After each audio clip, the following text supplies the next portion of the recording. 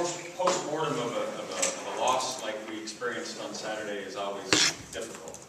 You look at the tape and you see things that you wish could have been better. And yet, if you look at it with the right mindset, you can also be very encouraged by it, knowing that we can be a lot better and we can be a lot better quickly.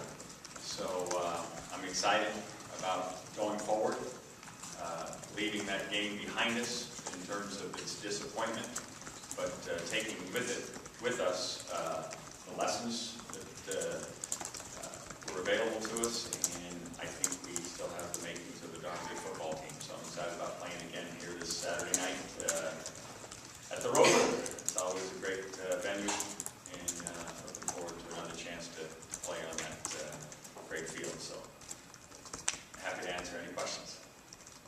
Who's your quarterback? Oh yeah, I know. Let's say. Well, we have to wait and see what Kevin's situation is. Concussion has cleared, and so I expect that not to be an issue. It really now is his shoulder, and its X-rays are negative, 0 in the way of an MRI problem. So now it's about comfort, and I know he's desperate to play. He's waited a long time to play, so I would give him better than a 50-50 chance to be available to play, and we'll just see how much practice he gets. If he's available and hasn't practiced much, then I would say we'd start Richard, but we'd play Kevin. And Richard had a pretty good game.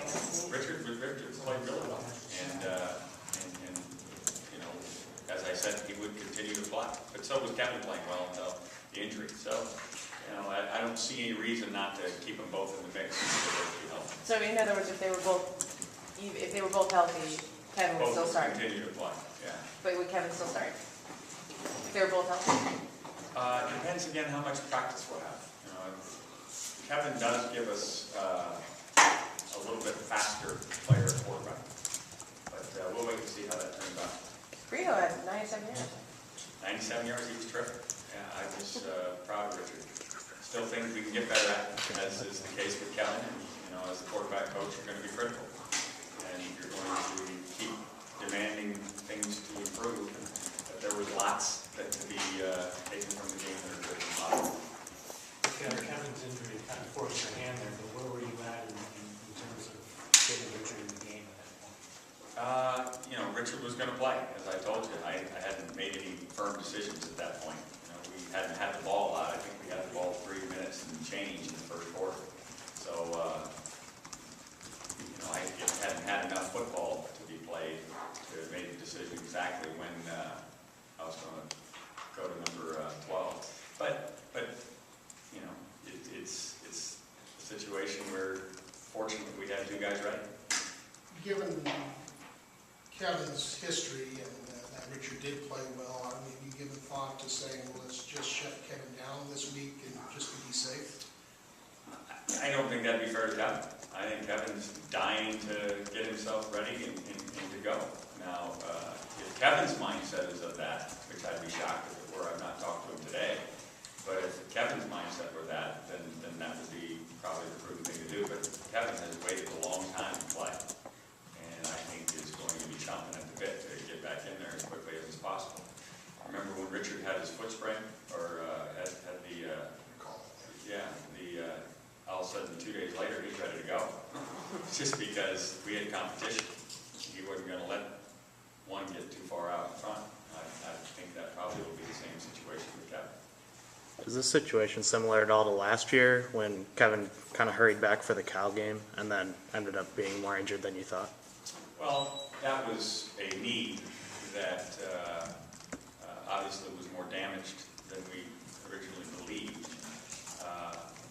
And this is a AC sprain that has no damage with respect to the MRI.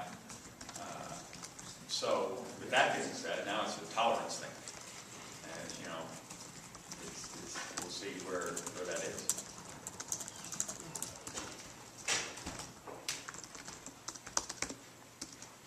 What are some of the things that you're hoping to see on the team this week in practice and Saturday? Number one is eagerness. I saw that yesterday when we got together. The guys are dying to get back on the practice field. We were getting great spirited work. throughout the week. There could be zero in the way of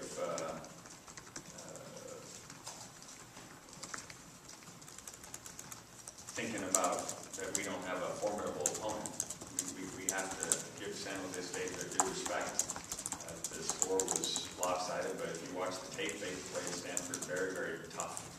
The 3 times Stanford had to take 3 downs from the 1-yard line to get it in. Their defense was stout as it could be. We have to take advantage of our practice opportunities, and as I've always said, it's about us. And then defensively, we've got to play faster. We can't sit and wonder if we're doing the right thing. We've got to play with some urgency.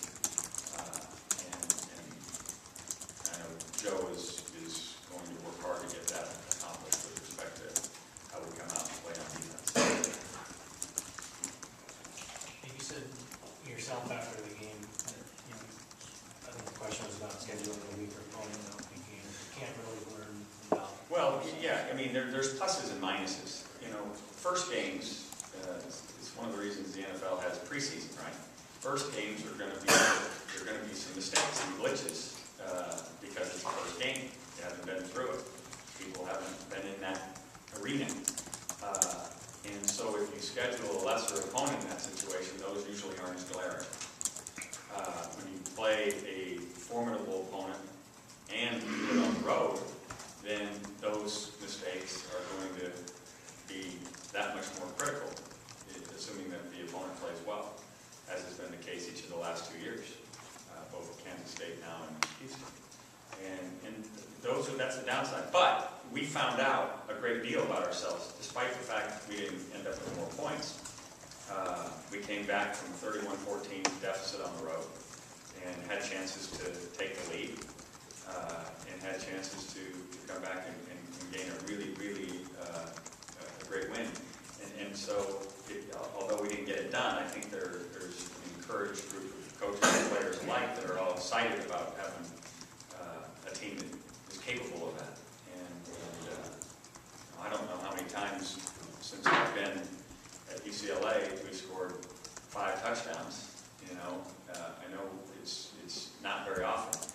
And 5 touchdowns and 6 tries down in the red zone, and unfortunately we were a little wide right on a field goal. Otherwise we were 6 for 6 in the red zone. So it's there's no reason to be down more than necessary. We need to be down about the fact that it didn't get done, but that can only lead to more resolve in getting it done the next time, rather than despair as to what might be. It's got to be about reaching up, reaching down, and